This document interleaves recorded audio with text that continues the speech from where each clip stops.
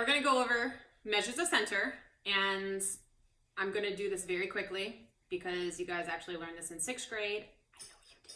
I've talked to your 6th grade teachers. I know you learned it. So we're going to go through it fast, but if there's anything that you truly do not remember or you do not understand, you need to reach out. Ask for help. Just send a message, send a Zoom, comments on Google Classroom, whatever it is you need to do, ask for help. So, measures of center. We usually have our measures of center are mean, median, mode, and range. I do want you to write down these definitions somewhere in your math journal, somewhere in your math work that you're doing at home, just so you have them straight in front of you to reference as opposed to going back in the video trying to find it or Googling it. They're right in your notes. Mean is the average. It is the sum of all the values divided by the number of values in your set. Mode is the most frequent value. If you see that I made the O's blue, so that way that can try to help you remember that mode has an O in it. It's also the most frequent number, also has an O. Median is the middle value in chronological order. If you notice, they both have D's that are in the middle of the word. It is important that you know that it is the middle number when it is ordered from least to greatest. That's what chronological means, least to greatest. Range is the distance between the minimum and maximum value. Basically, we're just going to take our largest number in the data set and subtract it with our smallest number in the data set. So whenever you're given a data set, what I always like to tell my kids is to always order it from least to greatest, because more oftentimes than not, they're going to ask you questions that that require you to order it from least to greatest. So might as well just make it the first thing you do anyway. So I'm given this data set, and I'm going to start with my smallest numbers that I see. And I see the 0 first, so I'm going to order that. And I'm going to keep order least to greatest, because I'm pretty sure you guys know how to do this.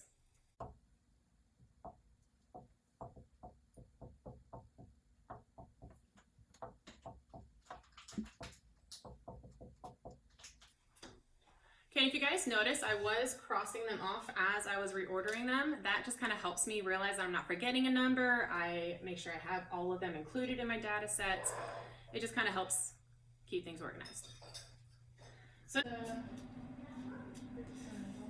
okay, I rearrange all my numbers in chronological order. We're just going to go through how to find the average, and then we will go through how to do all of them. But we're going to start with what I deem to be the hardest one first. Average. So, if you've noticed, like how I put it in the definition is how I'm solving it. I am adding all of my values together and then dividing by how many values I have in my set. Even though 0 is a number that represents nothing, we have to include it in the amount of values in my set. So if you notice, this is out of 10, not out of 9, because we have to include 0 in that. So add all of these guys up. Yes, try to do it in your head mentally.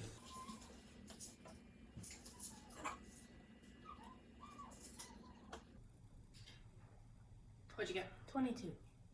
24. Try again. Okay.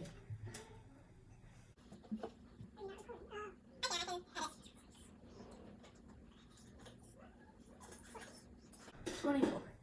24. Your total sum should be 24 out of 10 numbers. When we divide by 0, you guys should know by now, especially in the 7th grade, when you multiply by 0, it's a place value thing. We move the decimal to the right one time. So if we're dividing by 0, we move the decimal to the left one time. So if my imaginary decimal is at the end here, and I'm moving it to the left uno times, comes out to 2.4. So the average of all of these numbers, meaning the middle-ish value, if I combine all my numbers together, is 2.4. Okay, I'm going to start recording. Now we're going to go through the mode. And Ethan, what is the mode? The most frequent. And what does that mean? It happens the most often. It happens the most often. So that is like the easiest thing to tell in a data set. You're just looking for the number that appears the most. Ethan, which one appears the most? 2. 2. How do you know? Because it happens 3 times. And are there any other numbers in there that happens 3 times? No. No. 2 is the mode. Done. Okay, now we're going to go through the median, which we know to be the middle value. My nephew here actually has a different way of solving it than how I've done it. So I'm going to let him show you his way, and then I'll show you the way that I've done it in the past. So, middle value. Ethan, go for it. There's 1, 2, 3, 4, 5, 6, 7, 8, 9, 10. 10 what? 10 values. Okay. So 1, 2, 3, 4, 5, since 5 is half of 10. So 2 is the median. Alright, your turn. Okay. How he did it was he got the total number of values in the set, which is 10, and then cut 10 in half, and then just found the middle number in between the 5 and the 5, right? Because half of 10 is 5. How I've done it in the past is after I get it in chronological order, I just tick them off as I go till I get to the middle number. Meaning, this is what I do. I start from this side and this side. And then I go back and forth until I found my 2 middle values.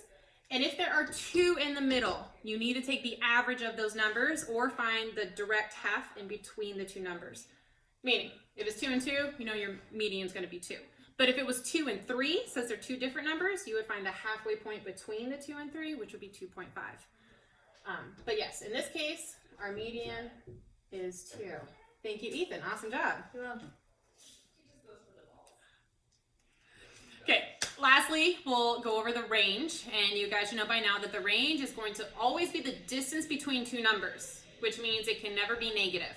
So, the range is the distance between the minimum and the maximum. I don't know why I wrote minimum and minimum. I'm just going to have to read. Maximum. Sorry, guys. So it's the distance between the minimum and the maximum value. So max minus min. Meaning, we're going to find the biggest number in our value set, and then the smallest number in our value set, and we're going to subtract the 2. So, in this case, my largest number is, say it, 6. 6. My smallest number is 0. 0. 6 minus 0 is 6. Done. So my range is 6. That's it, guys.